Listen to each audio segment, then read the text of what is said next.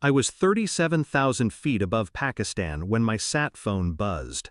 Classified airspace, no signals allowed, no personal calls. I answered anyway. "Mr. Bishop, this is Dr. Lanning, Emergency Services.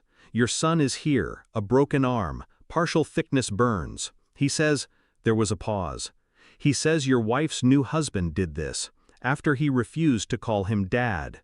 I heard it then, my son, crying, muffled, bruised.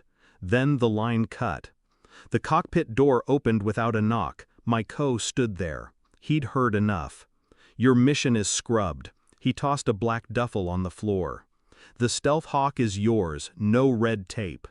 I didn't speak, just nodded, and strapped in. The war was no longer overseas, it was at my doorstep. By the time I touched down, my mind had stripped itself bare. No emotion, just procedure.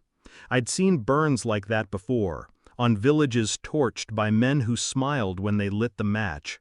But this wasn't a war zone, it was my son's skin.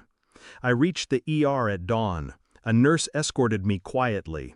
She looked at me like she knew. Everyone did. He was asleep, arm casted, bandaged, swollen lip. I waited until the doctor stepped out. Then I whispered, "Tell me the truth." He didn't flinch, just handed me a clipboard and said, "He begged us not to call your wife." I signed the discharge papers and walked out with my son. He didn't ask questions. He just held my sleeve tighter. At the apartment I found her waiting, smiling like she still had the right to. "I didn't know they'd call you," she started. I didn't answer. She opened her mouth again, but stopped when I turned to face her fully. "Where is he?" She blinked. "What do you mean?" "Your husband." She didn't answer. Her silence was all I needed. I didn't make a scene. That's what she'd expect. I took my son to the guest room, made him toast, sat beside him as he fell asleep. And then I started digging. Phone records, iCloud backups, emergency calls, deleted photos. They never vanish, not really. The night of the incident, 2 missed calls to 911 from my son's number, unanswered. The next morning, a message she sent her husband. "He won't listen. He still calls Alex his real dad. I'm done begging."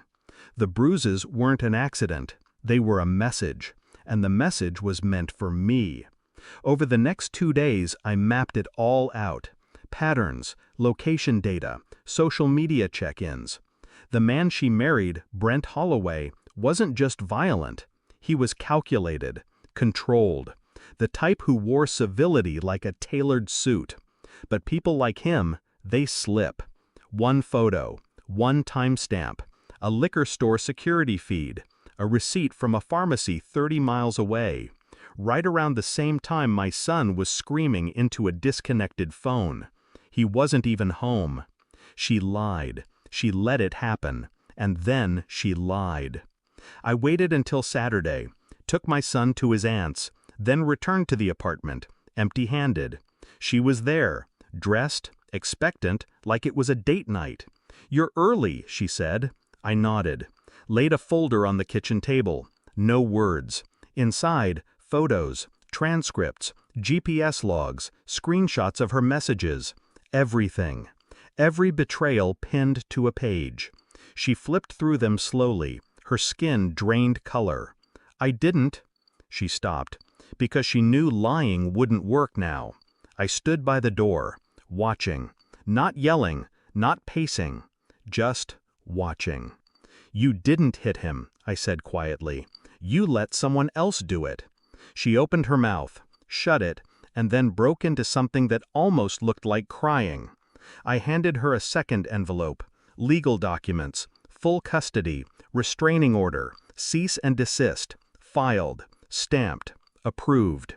I'd been busy. Her hands shook as she read. The moment she looked up at me, mascara streaked, I could see the weight drop onto her shoulders like iron. "You can't take him." "He's already gone."